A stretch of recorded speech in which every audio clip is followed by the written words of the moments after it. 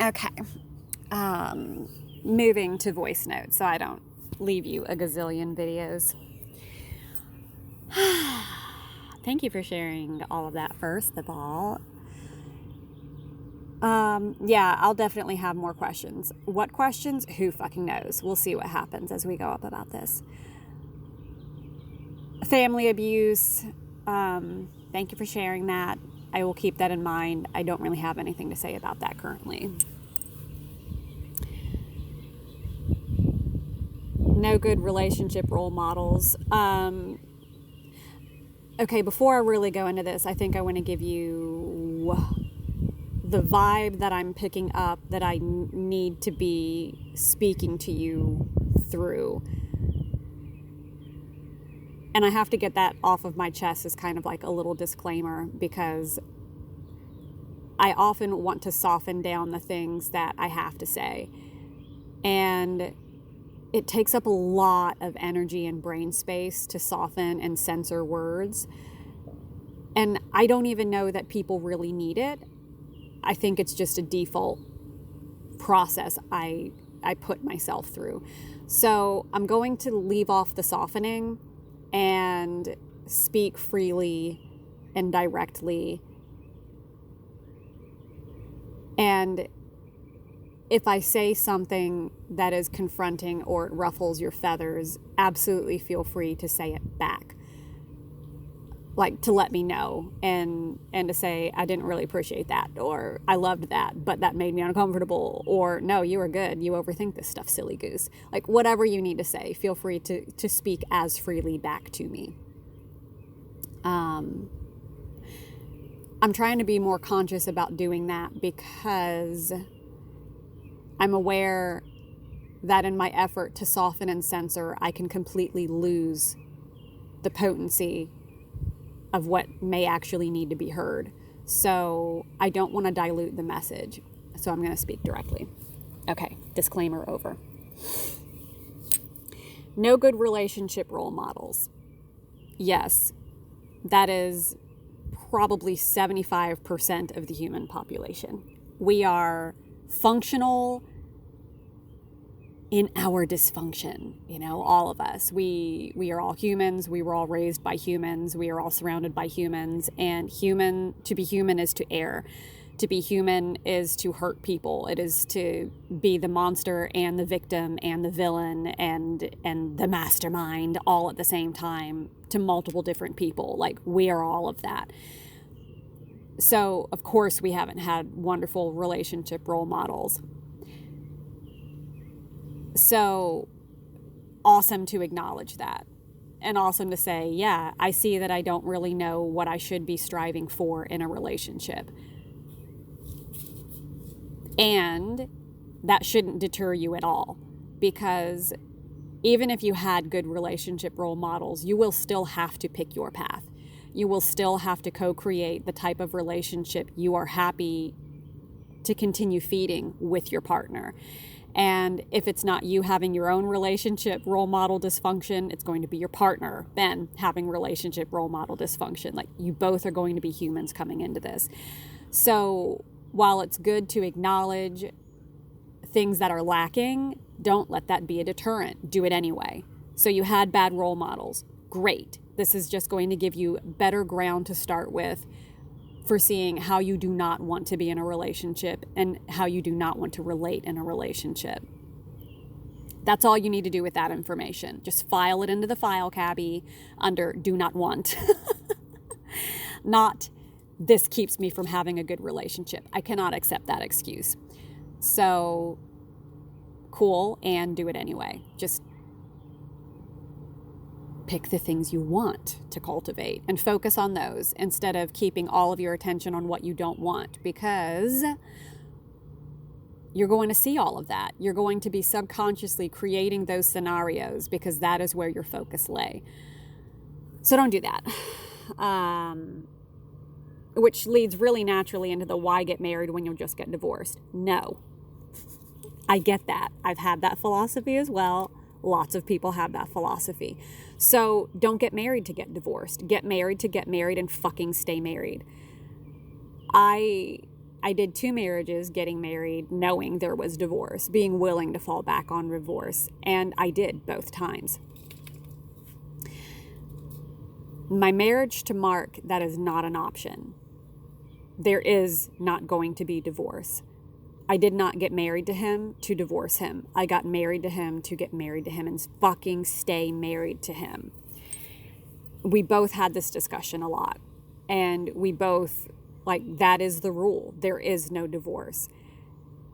And I've been really, really intrigued by, and I'm not unique in this, I've heard other people say the same thing, so I found that really comforting. When you get married with a get out clause, and you give yourself permission to use the get out clause, it keeps you sitting on the fence. It keeps you saying, if you make me uncomfortable enough, I'll walk away. So then you spend all of your time asking, am I uncomfortable enough? Is this the final straw? Is this what should make me walk away? Should I bail on the relationship now? And it's going to be petty things that are going to continuously have you feeling that way. It's going to be the dumb things, you know, the clothing that got left out just one fucking more time when it's a day when you have no more fucks to give. And you're going to be like, do I really want to be with a partner who's a fucking slob? Can I do this for the rest of my life? Is this what I should walk away over? You're going to keep asking that stupid fucking question. Feel free to do so if you really want to. But you could also not. You could also say, I'm choosing this relationship with Ben. I know what I do not want in a marriage, and I know what I do want in a marriage. And if I am going to pursue a marriage, I am not going to pursue a divorce. You can only pick one. So what are you going to pick? Marriage or divorce? If you pick marriage, fucking commit to the marriage. You are no longer committed to divorce. You're no longer exploring the option of divorce. Fucking commit to the marriage. When you remove your get out clause, you have to take the marriage and the conflict and the harmony and everything that lives inside the marriage much more seriously. It is much weightier. And I'm kind of astonished in recognizing that, how much more seriously Mark and I take things. And this it didn't really require his buy-in as far as the philosophy goes. I think it's a woman's thing, or like just this type of mindset, because there are some guys who have really overthinky, analytical, complicated, highly detail-oriented, complex fucking brains. But it's mostly women. And men, it's kind of like they just need to make the choice and then they're in it. Which is such a fucking relief, because if I had to fight Mark's brain the way I have to fight mine, I don't even know what I would do. So I love the fact that if I can just get him to commit to something, okay, it depends on what it is. He will not commit to eating better. But he is committed to me and to the marriage, and we both have committed to not having a get out clause. So we do treat each other very differently, and we treat our fights very differently, because we can't go down the other rabbit trail of, is this too much for me? Can I walk away now? Should I walk away now? What if I walk away now? That whole pattern gets crossed off the potential list. That frees up a lot of space in a mind like mine, which it really is a relief. I can't tell you how many years I spent on the fence with Mark. It's stupid. And it sounds like you've spent 11, 12 years on the fence with Ben. And even still, there may be some reservations. So if you're going to get married to him, fucking get married to him and commit to that, and treat every conflict as though I have to resolve this because there is no other option for that. It is not an option for this bicker to continue going on, because marriage is the destination, and that doesn't happen. A happy marriage doesn't happen if you're fighting over petty shit. So you stop fighting over the petty shit.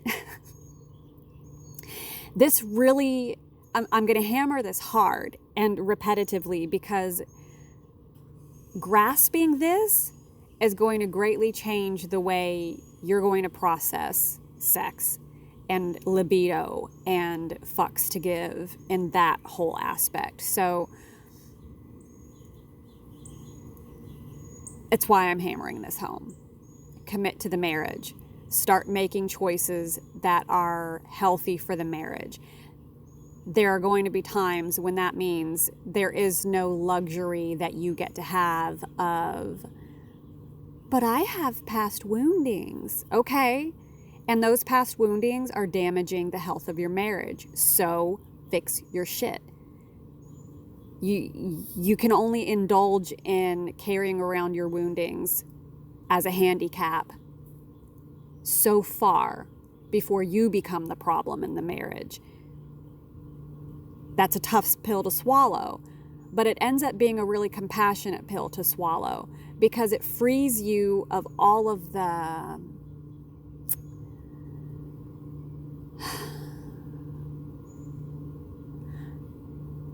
the peripheral experiences and processes that you'll continuously put yourself through in order to stay dysfunctional.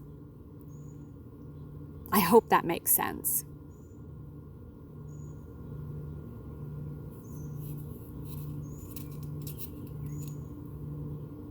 I'm gonna come back to that.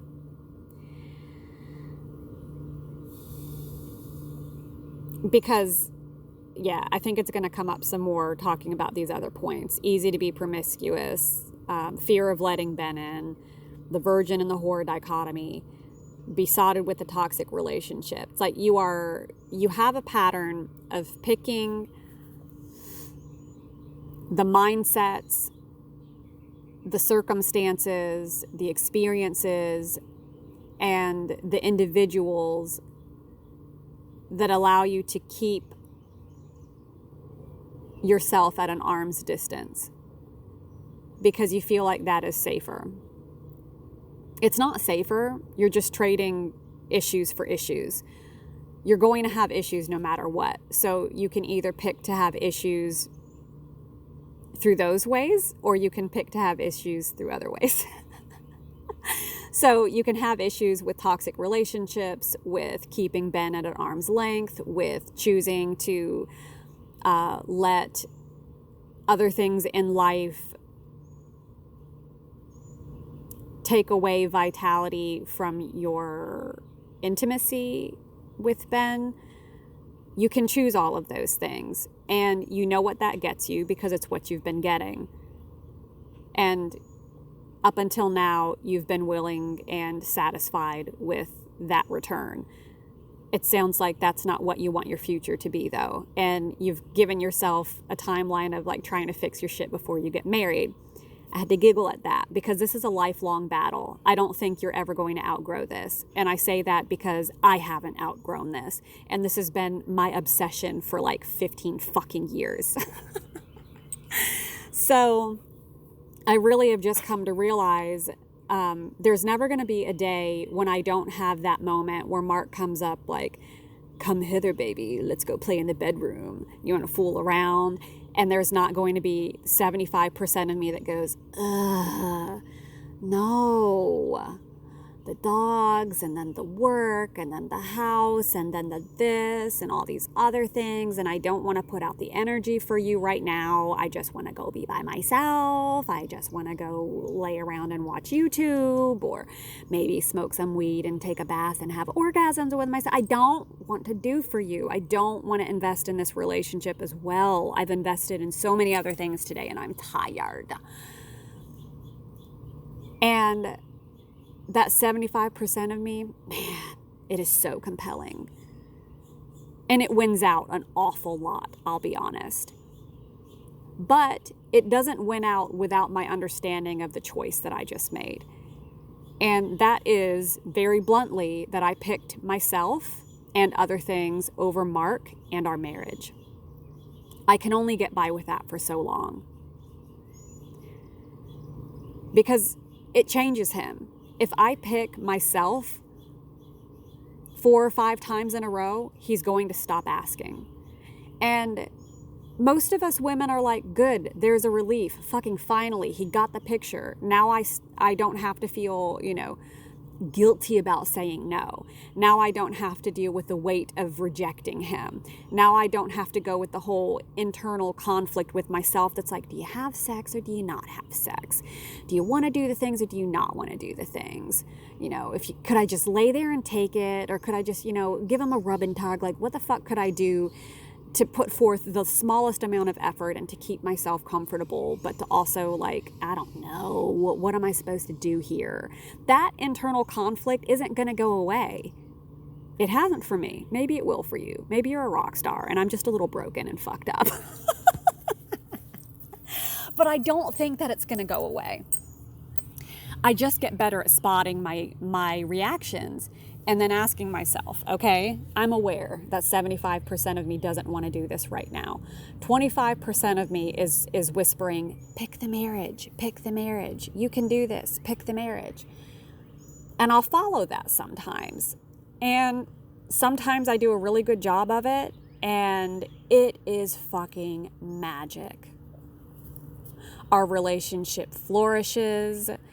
Our intimacy deepens, our bond deepens, we're more relaxed around each other. I feel more confident in myself because it's like, look, I didn't want him at all. And I made myself follow through. I made myself prioritize the relationship. I made myself fully show up in the moment. And we unlocked a new level of deliciousness in our relationship. I'm so glad I put forth that effort. And when I follow that 25%, 75% of the time, it's next level. 25% of the time, I can't really follow through. I can't really get invested. I don't really change my state of mind. I don't really prioritize the relationship. And even though I choose to have sex and I choose to attempt it, sometimes it still just fucking sucks. And I'm like, well, I could have done without that, but whatever. That also is always going to be a potential happening. So that's another thing that I guess I want to drive home. You're never going to stop being a woman who doesn't have the energy for sex sometimes. And there are never going to be instances in which you're disappointed you chose to have sex. It's going to happen at some point. Like, just statistically, it's going to happen. But it is also going to change your relationship if you follow through. And you fully show up for it, and you make yourself vulnerable, and you make yourself put out the effort. And if you, again, commit to the marriage and commit to the intimacy more than you're committing to other things, you're going to have to ask yourself at some point and say, you know what? I'm reading the signs. I'm pretty sure Ben is going to be a little frisky tonight. He's going to want some attention from me. Maybe it's been a week. Maybe it's been fucking 3 months. Whatever. I don't know what your schedule is. But, it's been a little while. You're smart. We are always aware when our men are starting to pant after us, even if they haven't actually said anything. We feel the change. So in the days when you feel the change, then you have to ask yourself, what do I have to do to be available to him at some point today? What do I have to do? Do I need to not do this extra work? Do I need to say no to that social outing? Do I need to, or maybe it's do need to do something. Maybe I need to fucking get this work done now. I need to get it out of the way so that it doesn't drag me down and I'm not overthinking about what sits on my to-do list for the rest of the day. Like, what do you have to do to be available and resourced? You have to prioritize the intimacy, even if you don't feel like you want it. And there's like a rite of passage that you have to go through within yourself. And I don't know what yours is going to look like. But for me, it's like I had to learn that I had a lot more control over my body than I thought that I did. Because for women, sex starts in the mind. And when our minds are saying, no, I'm tired, I'm this, I'm that, we're killing the ability for libido to activate at all. And we do that all on our own. When we see our partner doing stupid shit and we choose to really focus on the stupid shit and let it change the way we feel about them in that moment, we are choosing something other than intimacy. We are choosing something other than affection. We are choosing something other than respect. We are choosing to see them as something other than a fucking God man. That's all happening in the mind. We've got to look at our partners differently. And that's also really confronting. We have to, if it starts in the mind, we can't be thinking about our partner as a man-child. And we can't be thinking about them as something on the to-do list. And we can't be thinking about them as something we'll just have to entertain and endure. We can't fucking do that. So you've got to change your mindset as far as that is concerned. And that's not easy. Because we're used to looking at our partner with the eyes of obligation and disappointment and dislike and all of those things. That's pretty fucked up. Like, really, that's pretty fucked up. If I knew Mark was looking at me like that, my feelings would be so hurt. Like, if I knew 75% of the time when he looked at me, to some degree, he was noting a flaw, oh my God, I just wouldn't want his eyes on me. Have you ever really thought about how difficult women can be? How painful being in a relationship with us could actually be. I think it's why men have to be so dingy and have to be so not self-aware and have to be so kind of numb to the subtleties of our moods and our spiked comments and all these other things. Like, guys have to be kind of dumb in relationships. Otherwise, we would cripple the fuck out of them. Women are nasty sometimes. And we have to be willing to call ourselves out on our natural nastiness. So that's why we have to be so on it about what are we committing to, what eyes are we looking at our partner through, and what energy are we interacting with them from. Are we acting like a fucking cunt? Are we acting like a mother? Are we acting like a boss? Or are we acting like a woman? And that's the shit that gets so much trickier. And kind of taps into the heart of what I was trying to start to say on the call yesterday before I got shut off. But it's like, how can you be cultivating an internal and external environment that allows you to be the woman who chooses marriage, that allows you to be the woman who chooses sex, that allows you to be the woman who chooses romance, that allows you to be the woman that chooses to soften and to step out of your stories and out of your habits and out of your unconscious reactions, and forces you to curate yourself differently. It's going to feel forced and it's going to feel unnatural for a while because it's a new version of yourself that you actually have to pick, prioritize, and perfect. Ooh, that sounded catchy. I like it when I come up with those fun little thingies. Yeah, let that sink in for a second. Pick, prioritize, and perfect. You are going to be changing yourself. So you have to be willing to let go of the you that you are now, because she's going to have to go bye-bye. Not all of you. Not all of you has to go away. Just parts of you have to go away. Parts of your story have to cease being relevant. Parts of your responses have to cease being habit. You have to stop prioritizing those things and you have to pick fucking other ones. So what might some of those be? I'll give you some examples of myself. I have to prioritize being a more relaxed partner around Mark. I have to prioritize. I'm kind of in one of these phases myself, so I'm kind of like walking myself through this process as an example. We haven't had any really good sex in a couple of weeks. We have had sex, but I have not really been engaged in it. I have not been very disciplined in how I show up and how I cultivate myself. I've been indulging in pity parties, lack of energy, and lots of excuses. I have no problems being honest about that. Shit happens, you know?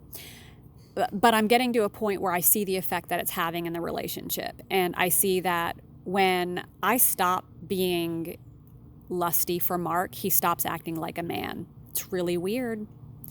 And he starts acting like a man-child. Why? Because I'm acting like the tired mother. He doesn't have any other way that he's showing up. He's not conscious enough to catch those behaviors. I am.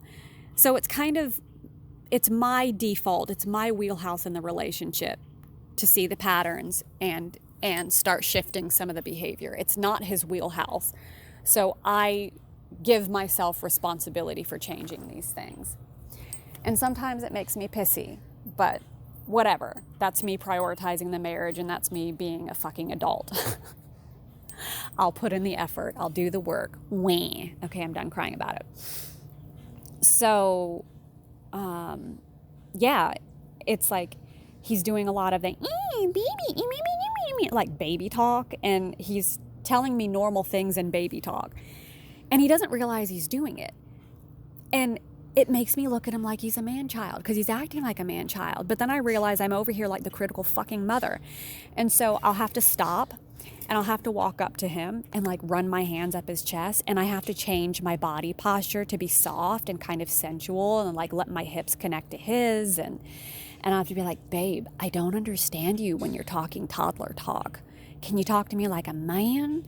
And then I'll like have to give a little purr and like run my hands around his neck. And he'll be like, I'm not talking like a baby. And I'm like, okay, well, talk to me like a man then. And he'll change his posture and he'll talk to me differently. It's spooky how much men are responding unconsciously to our cues. We have so much more control here, but it requires us spotting our habits, paying attention to like, what is my posture like right now? What is my tone of voice like right now? What is my expression like right now? What types of words am I using right now? Ew, I'm not being a very compelling woman. Why would he react any differently? You have to be brutally honest with yourself. Why would they act any differently when we are acting in specific ways? It's a natural action and response. So choosing to approach him differently. And honestly, it doesn't really take that much more effort. It takes me, and the reason it doesn't is because I short circuit all of the energy that I waste going into stories and habits and responses in my mind. So if I just don't let myself go there, it's like I'm not going to let myself be a mommy right now. I'm not going to let myself be a businesswoman right now. I can short circuit all the energy that goes into feeding that mood. And then I say I'm prioritizing being the soft, feminine, seductress kind of wife. So what happens when I just put energy there? It's not allowed to go anywhere else. What if I'm just putting energy there? Then it's like, okay, I think I should go take a shower right now. I think I should put on a sexy, slinky sundress. I think I should maybe put on a little bit of lip gloss and mascara to make myself look more feminine and flirty. Okay, now I'm hungry. I should probably eat something. Well, if I'm going to do that, what if I cooked Mark something? And then what if I put in a little extra effort for it? And here I'm bringing him his food, and I'm going to give him a kiss and give him a quick shoulder rub. And when I say shoulder rub, I mean it could be just 3 fucking squeezes along his shoulders. Like, it doesn't have to be a lot, but like, how would a woman touch the man she loves? How would a woman speak to the man she loves? And I don't want to say any woman. I guess, what is the ideal version of me? When I look at the ideal version of my marriage, how does that kind of a wife speak to her husband and consider her husband and all those other things? Like, I have to think totally differently. No one taught me that. Nobody modeled that. Nobody, made this easy for me. So I don't want you to feel like just because nobody's done those things for you that you don't have access to this. You do. You just have to choose it. And I'd really love to know what that might be.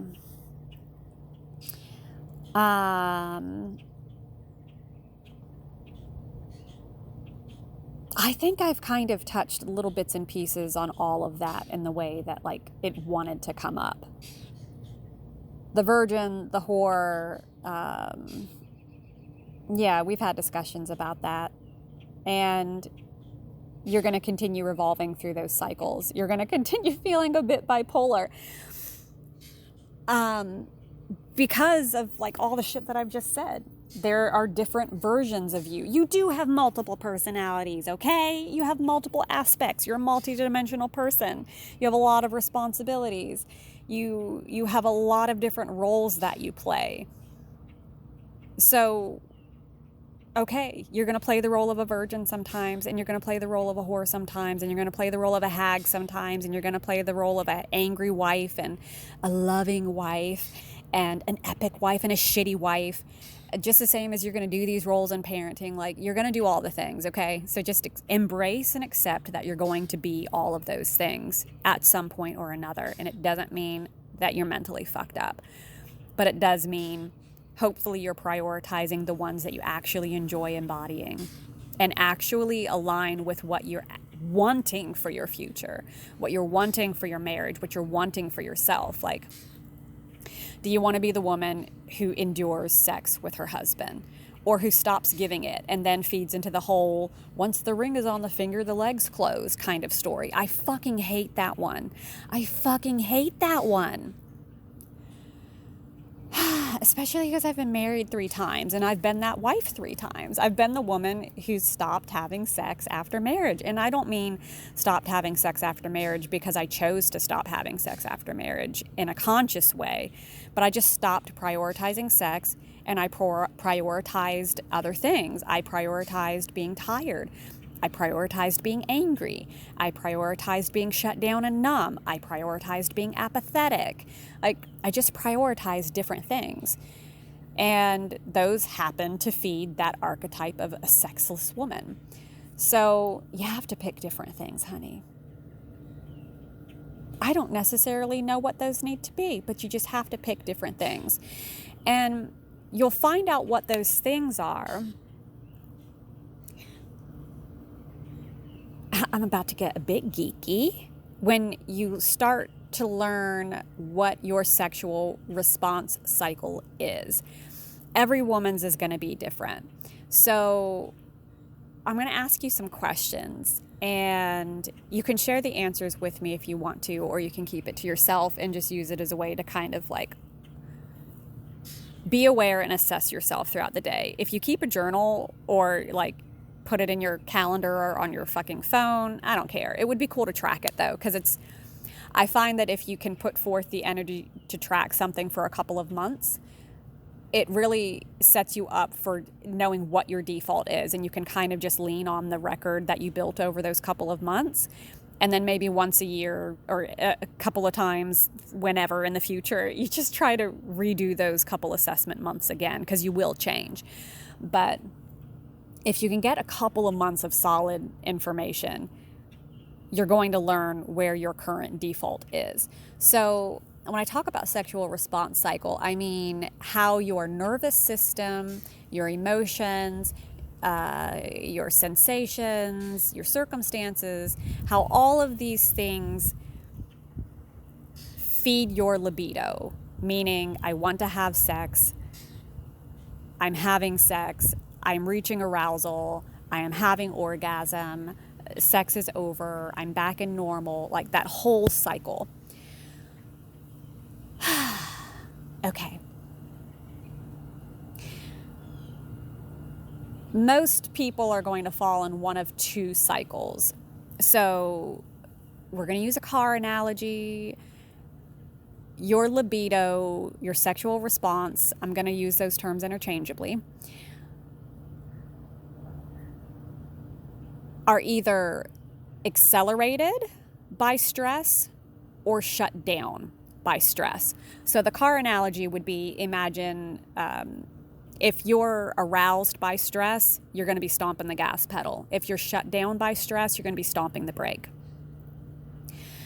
A lot of women are shut down by stress. So if they get stressed out, if they get burned out, if they're emotionally agitated and angsty, their nervous system won't shift to the pleasure branch. So they stay in the flight, fight, freeze because you are on edge. You do not feel safe in your body for arousal to occur.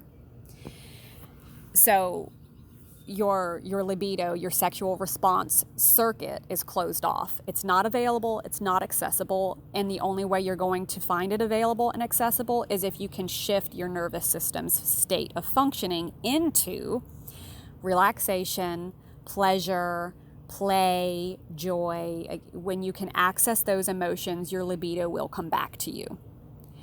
If you can understand that mechanism, you're halfway there.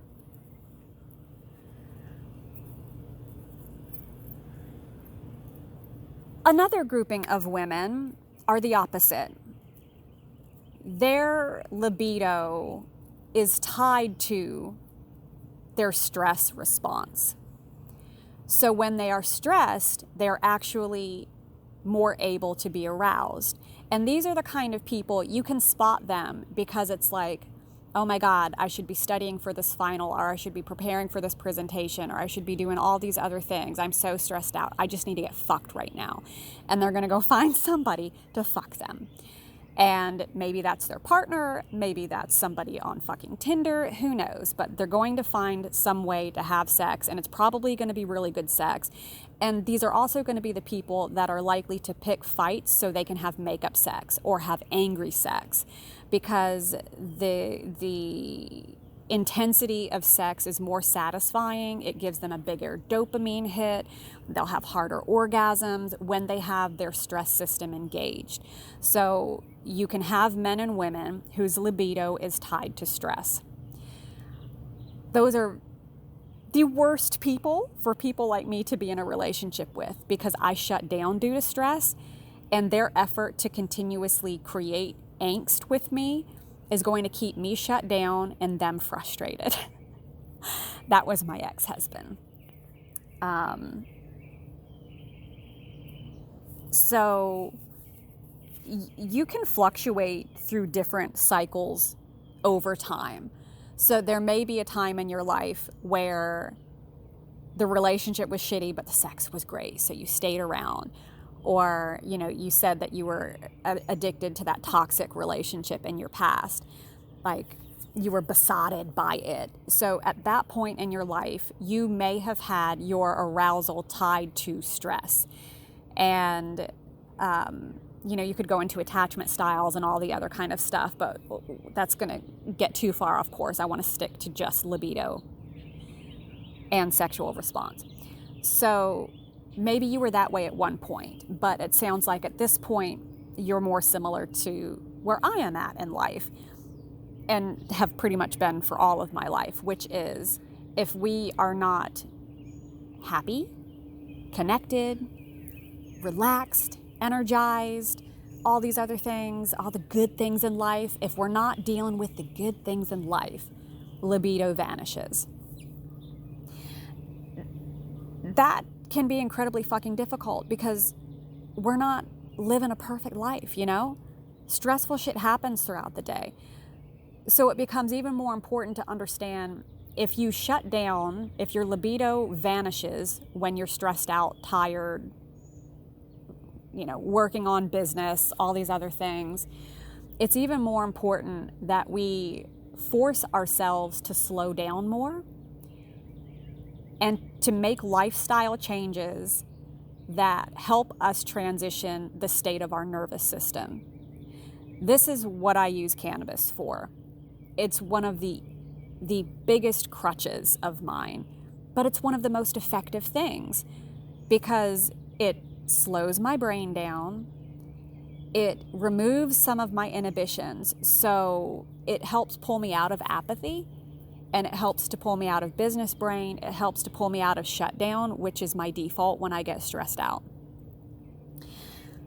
And it forces me to face my feelings because it dissolves my numbness barrier. It dissolves my ability to not pay attention to myself. I can't escape myself when I've smoked any kind of weed. And I can't escape my feelings, and I can't escape my reactions to my partner. And I also can't escape the feelings that I can pick up more clearly from my partner. So I can say something and I can feel it hurt him. He may not have felt it hurt him consciously, but I can feel that on some level, some part of him was wounded by me. That's confronting.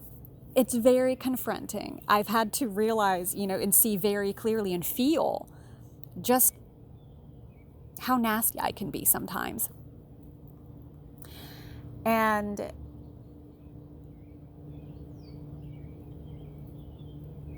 in having to face those things, face my feelings, take down the apathy, the numbness, all of that kind of stuff, I have to move through those things so I can get back to the relaxation. And it's easier when I have to confront it. And once I confront it, it moves out so much more quickly. And then all of these good sensations are there. So it may look sometimes where it's like, there was one night, Mark wanted to have sex. I was really choosing to prioritize it. I wanted it to be really good sex. And because I could see myself so clearly, I was like, look, you feel like my enemy right now. And he's like, why? I'm like, no. It's not a conscious thing. It's not a logical thing. You haven't done anything to be my enemy. But my body, I'm stressed about work, about finances, about this. The kids are agitating me. All this other shit is happening. And I feel like everything is a threat and that I have to be shut down if I don't want to be wounded. And you just by default are lumped into the threat mode. And when you're talking loud and you're stomping around, it even feels even more threatening to me. So, can we go look at that bike? Yeah. All right. Right now? Yeah. Okay, give me 10 minutes. It's 6 o'clock almost. Okay.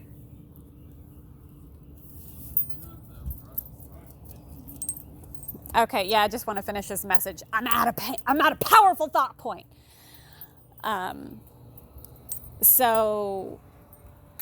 Thought, what was I saying? I'll get it back. Let me stand still and not look at anything.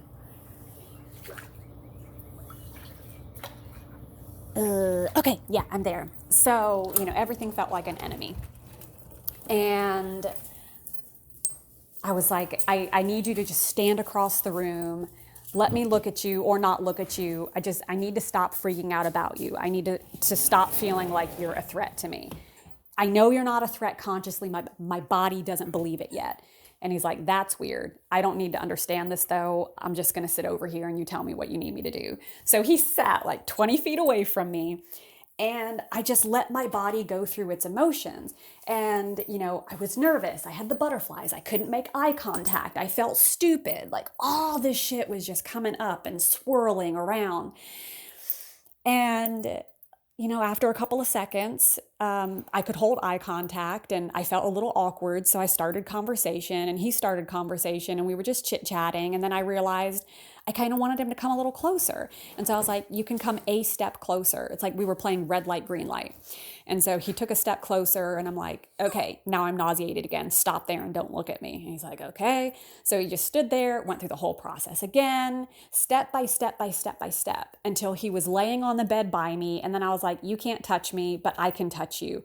And so I started like massaging his scalp and just petting his shoulders. I'm like, okay, that feels safe. And then I'm like, okay, you can touch my leg. And he's like, okay. And bit by bit by bit until, then it's like, okay, you can kiss me. Bit by bit by bit. And then, all right, I can take my clothes off. And, we ended up going that literally slow of me just gentling my body. And we had epic fucking sex. Epic fucking sex. It was so good. Both of us were changed after that. So that's an example of like, you have to understand where your body goes when you're stressed. You have to understand how you're perceiving your partner, how your partner is perceiving you. You have to communicate these things. And as long as you and your partner are committed to the marriage, committed to intimacy, and committed to making your marriage wonderful, you can ask those things of your partner. And it feels natural to ask those things and natural to give those things because they align with your priorities. So it's really different. And now I'm going to stop because my phone is dying. And now I do have to fulfill my obligation to Mark and I have to go be a loving wife. So let me know how that whole tangent goes. How'd that feel?